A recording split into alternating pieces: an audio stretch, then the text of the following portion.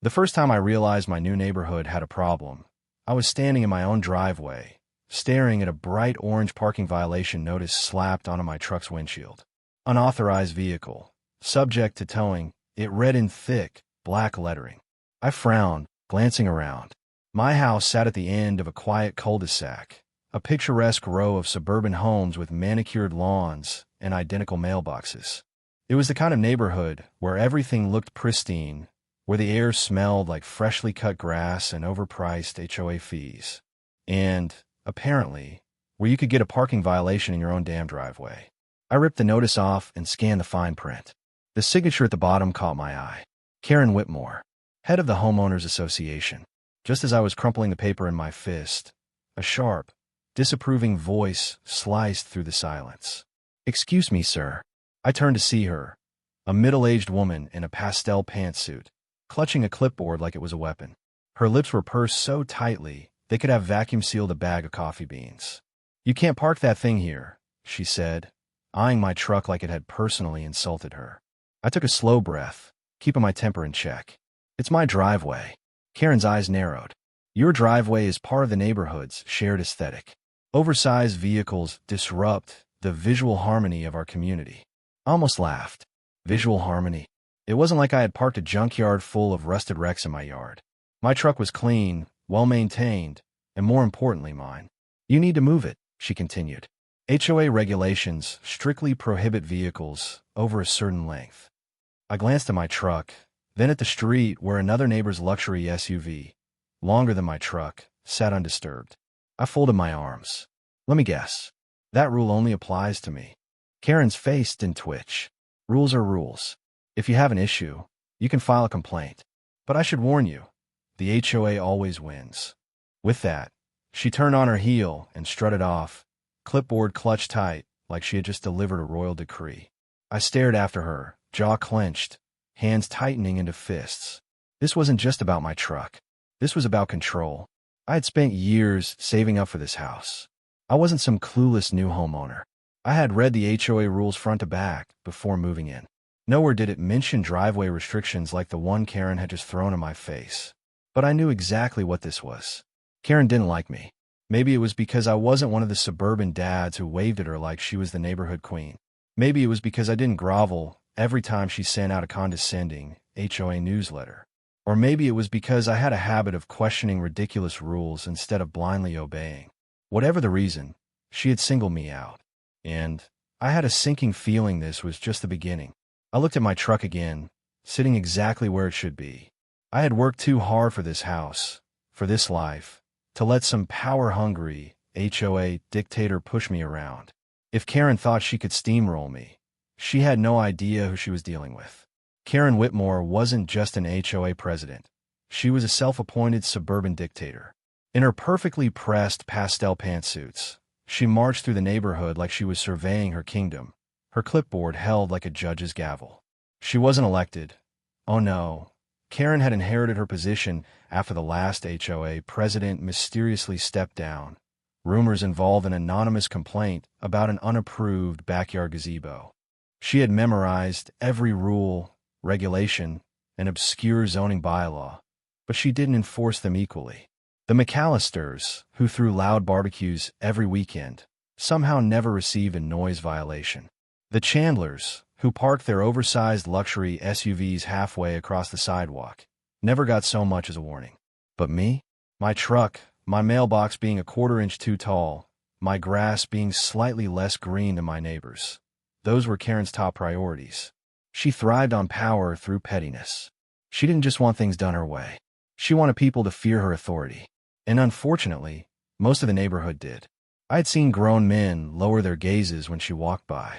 Families had rewritten their daily routines to avoid run-ins with her. No one wanted to be on Karen's bad side. And now, she had made it very clear I was her newest target. The next morning, I woke up to the sound of beeping. I groggily pulled myself out of bed and peeked out the window. A tow truck was backing up into my driveway. I threw on some jeans and stomped outside. Sure enough, the driver was already climbing out of his cab, preparing to hook up my truck. And standing beside him, arms crossed, was Karen. "What the hell is going on?" I demanded. Karen barely spared me a glance. You were given a violation notice. You failed to comply. The HOA has the right to enforce vehicle removals under subsection. This is my driveway. I cut in. Karen's lips curled into the faintest smirk. And this is an HOA community. Your truck is a violation of our aesthetic standards. Aesthetic standards. I glanced at my neighbor's massive SUV parked comfortably across the street. So, just to be clear, I said, my voice deliberately calm. Mr. Anderson's Escalade, which is longer than my truck, doesn't violate HOA policy? Karen's expression didn't change. Mr. Anderson's vehicle is in compliance. Yours is not. I clenched my jaw. Ow! Karen gave me a sickly sweet smile. Because I said so. I took a deep breath, forcing down the surge of anger in my chest. You're really willing to waste HOA money on an illegal tow? She raised an eyebrow. It's not illegal if I have the authority. The tow truck driver hesitated, clearly realizing this wasn't a standard repossession job. I turned to him. Do you have a written order? Because unless Karen here owns my property, she's got no right to call a tow. Karen's smile thinned. Fine. She waved the driver off like a queen dismissing a peasant. Consider this a formal warning. Next time, your truck won't be here when you wake up. With that, she pivoted on her heel and strode away, victorious. I watched her go, every muscle in my body coiled like a spring. This wasn't over. Not even close. That night, I sat in my garage, staring at my truck. I had never been the kind of guy to back down from a fight, but this wasn't a fair fight. This was a rigged game, and Karen held all the cards. I could file a complaint. I could go to the board. But everyone knew the HOA board was just a bunch of Karen's friends, rubber stamping every ridiculous rule she put in place. I could lawyer up, sure, but that was a long, expensive battle. The frustration was unbearable. All I wanted was to live my life, to enjoy the house I had worked so damn hard for. But now, I was caught in a petty power struggle with a woman who lived for making people miserable. I sighed, running a hand through my hair. I had two choices. Play along, kiss up, and hope she found a new target. Fight back. And the more I thought about it, the clearer it became. Karen expected me to roll over. She wanted me to break. So I wouldn't. She wanted control? Fine. I'd take control away from her. And I already had the perfect idea. The first hint that Karen had picked the wrong person to mess with came later that week. She just didn't know it yet. I had spent the last few nights quietly preparing, researching, planning. I wasn't just some average homeowner. Before moving here, I'd spent years in construction and land development. I knew more about zoning laws, property rights, and loopholes than Karen ever could. And more importantly, I knew exactly how to beat her at her own game. But I wasn't ready to show my hand just yet. For now, I let her think she was winning. The anonymous complaint. 2 days after the towing incident, I got another notice in my mailbox. Violation. Unauthorized landscaping alteration. Action required. Immediate removal of driveway bricks. I stared at the paper. Driveway bricks? Karen was now claiming that the red brick border lining my driveway, the same ones that had been there when I bought the house, was an unapproved alteration to the neighborhood aesthetic. Bull. I took a deep breath, then walked straight to Karen's house. She opened the door, already smirking. Oh, it's you. I held up the notice. Really? Driveway bricks. She feigned innocence. HOA regulations require uniformity. We can't have random alterations disrupting the visual harmony of our neighborhood. I folded my arms. You're aware these bricks were here before I moved in? Karen's smile didn't waver. Oh, well, I suppose the previous owner must have failed to get approval. That means you inherit the violation. I clenched my jaw, suppressing a satisfied grin. Because Karen had just made a mistake. She assumed I was just going to fight back by arguing. She had no idea that I had a far better plan. I didn't react. I just nodded slowly and said, "Got it." Then I turned and walked away. That seemed to unsettle her. She expected me to argue, to protest. Instead, I had simply accepted the challenge. She had no clue what was coming. A few days later, Karen escalated again. This time, she went after my lawn. I came home to find another HOA warning stuck to my front door. Violation. Grass height exceeds HOA standards. Action required. Immediate lawn maintenance. I stared at my yard. It was perfectly trimmed. Karen, standing across the street, smirked as she sipped her coffee. I smiled back. Then, instead of fighting it, I hired the most expensive lawn care service in town. The next day, a full team of landscapers showed up. Uniforms, high-end mowers, the works. They pruned, edged, fertilized, turning my lawn into a literal golf course. The whole neighborhood watched. Even Karen looked rattled. She had expected me to struggle. Instead, I had outdone every lawn in the community. And now, everyone was talking about how pristine my yard looked. Karen had handed me a victory without realizing it. And just like before, I didn't gloat. I just smiled, nodded at her, and walked inside. She hated that. Karen's final attempt to break me came when she tried to block my driveway permanently. I woke up one morning to find orange construction barriers placed across my driveway entrance. A notice was attached. Temporary closure for road maintenance. HOA approved. Bull. There was no roadwork planned. This was Karen's way of cutting off my access, trying to force me to comply with her ridiculous rules. This time, I didn't just respond. I acted. That evening, I rented a mini excavator, and right as the sun was setting, I got to work. I dug a trench around my driveway. A deep, perfect trench. And when the neighbors woke up the next morning, they found something else. I had installed a drawbridge. A fully functional, HOA-compliant, legal drawbridge. Karen stormed over, livid. What is this? I simply smiled. You blocked my driveway, so I made my own access. She opened her mouth to argue, then paused. Because technically, I hadn't broken a single rule. And for the first time ever, Karen had nothing to say. Karen must have thought I would back down after the drawbridge stunt. She was wrong. The next morning, I got up early, grabbed a coffee, and lowered the drawbridge like I was stepping out of a medieval fortress. I could see Karen watching from her porch, arms crossed so tightly her veins were practically popping. She had spent weeks trying to make my life hell, and not only had I refused to fold, but I had also turned her own pettiness into a public spectacle. And the best part, the other neighbors loved it. People who had once feared HOA retaliation now gave me knowing nods as they walked by. Mr. Anderson, the same guy with the oversized SUV that Karen conveniently ignored, strolled over while I was checking my mail. That was some serious work you did overnight, he said, chuckling. A damn drawbridge? That's next level, man. I just shrugged, playing it cool. Gotta get creative with the rules. He nodded, then glanced toward Karen's house. A few of us have been talking. She's been running this HOA like a damn monarchy for years. Maybe it's time for a change. That got my attention. A change. I echoed. He smirked. Let's just say, there are ways to vote someone out. I filed that away for later. Because for the first time, I realized Karen's grip on power wasn't as ironclad as she thought. Resilience under pressure. Of course, Karen didn't take the drawbridge lightly. She tried everything to shut me down. Tactic number 1, the HOA meeting ambush. A few days later, Karen called a last-minute HOA meeting, one that conveniently didn't appear on the regular schedule. I walked into the community center and immediately felt the setup.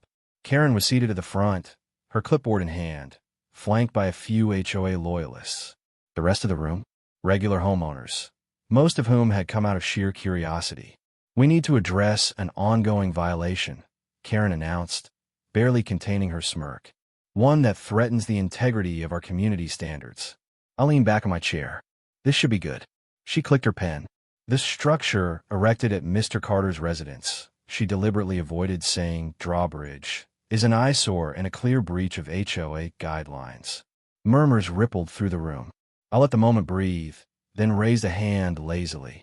Which guideline exactly? I asked. Karen's expression tightened. The HOA has the authority to enforce design consistency. Right. But which specific bylaw states that I can't have a functional driveway modification? Silence. I waited. Karen's fingers gripped her clipboard a little too tight. Because she knew the truth, there wasn't one. Finally, she forced a smile. Well, regardless, it disrupts the uniformity of the neighborhood. That's when Mr. Anderson, yes, the same guy with the SUV, spoke up. You know, Karen, I looked through the rulebook myself. He paused.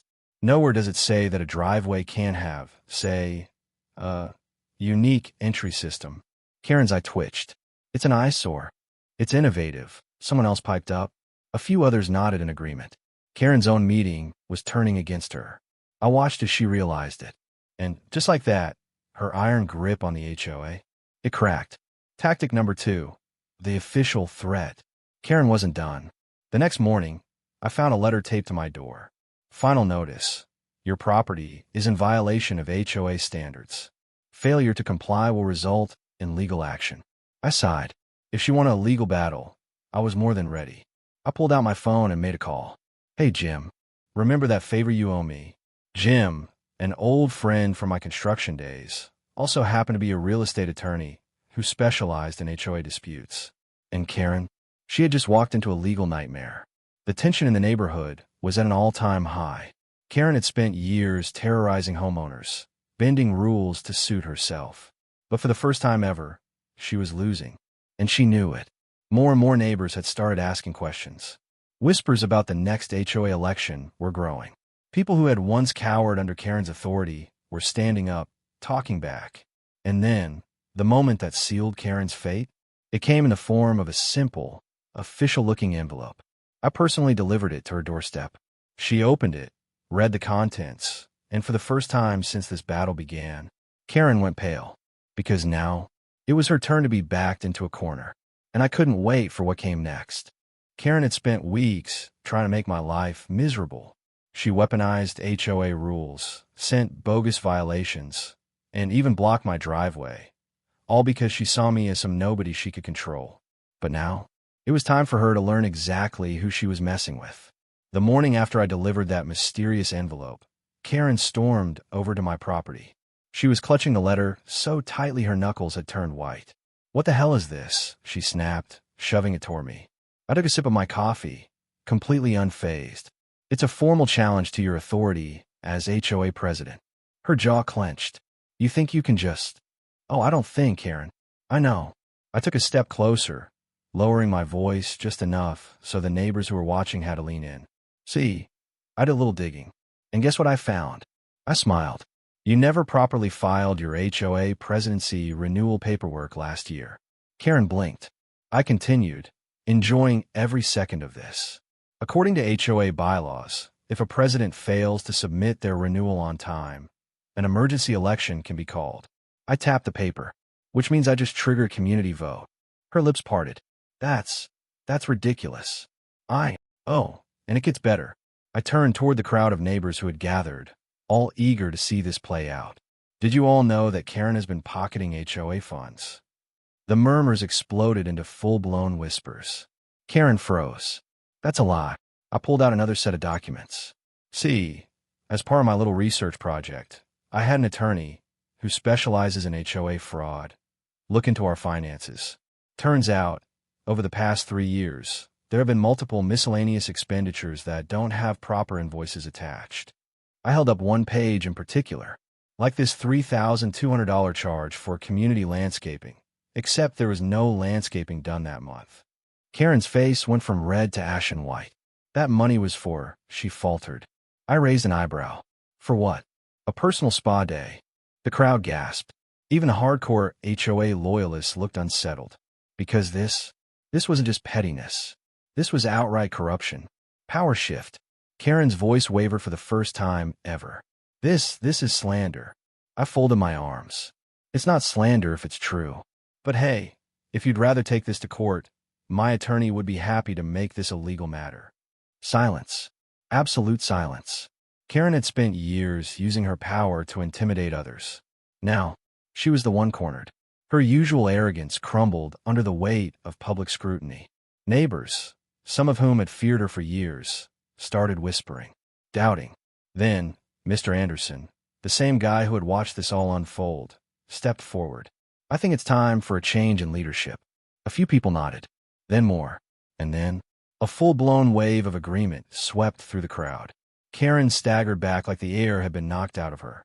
She lost, right there, in front of the entire neighborhood. Her reign, over. And me? I just stood there, sipping my coffee, enjoying the victory. Karen had spent years ruling the HOA like a dictator. She bullied homeowners, manipulated the rules, and lined her own pockets with misappropriated HOA funds. But now, her empire had crumbled. The emergency election was scheduled immediately. It wasn't even close. Karen lost. By a landslide.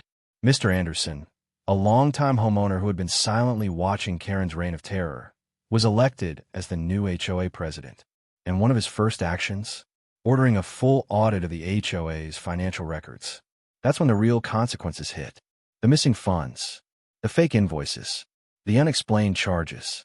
The more they dug, the worse it got. And Karen? She couldn't weasel her way out this time.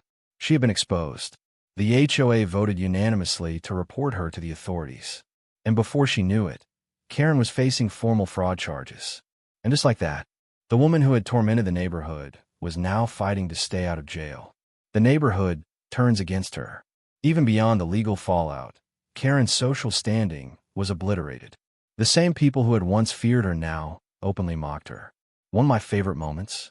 About a week after her downfall, I was watering my lawn when I noticed Karen storming out to check her mail. Mr. Anderson, our new HOA president, was standing nearby, chatting with a few neighbors. When Karen passed, he casually tossed out a comment. "Hey, Karen, I hear jail cells don't have private parking spots. You might want to get used to that." The group burst into laughter. Karen? She turned bright red and stormed back inside. She had spent so much time humiliating others, and now she was the town joke. But her worst punishment? She could no longer wield power over anyone. She was just a regular, bitter ex-HOA president. And for someone like Karen, that was a fate worse than anything else. Triumphant close. As for me, life got a whole lot easier. With Karen gone, the HOA stopped being a nightmare. The ridiculous fines, the power trips, the absurd rule enforcement, all gone. And the drawbridge? Oh, I kept it. Not just because I wanted to, but because it had become a neighborhood icon. People loved it. One of my neighbors even joked, "Man, you should start charging for tours." And honestly, why not? I threw a Drawbridge barbecue the following weekend, an open invite to all the neighbors. The same people who once kept their heads down to avoid Karen's wrath were now hanging out, laughing, and enjoying their own community again. It felt like a win for everyone. Final reflection. Standing on my now famous Drawbridge, watching my neighbors enjoy their first real community gathering in years, I realized something. Karen had spent her entire time as HOA president obsessed with control. But power built on fear never lasts. The moment people stopped fearing her, she had nothing left. And me? I had never planned to take her down. All I wanted was to be left alone. But when she pushed me, I pushed back. And in the end, justice wasn't just served. It was delivered with a damn drawbridge. And I wouldn't have had any other way. The end.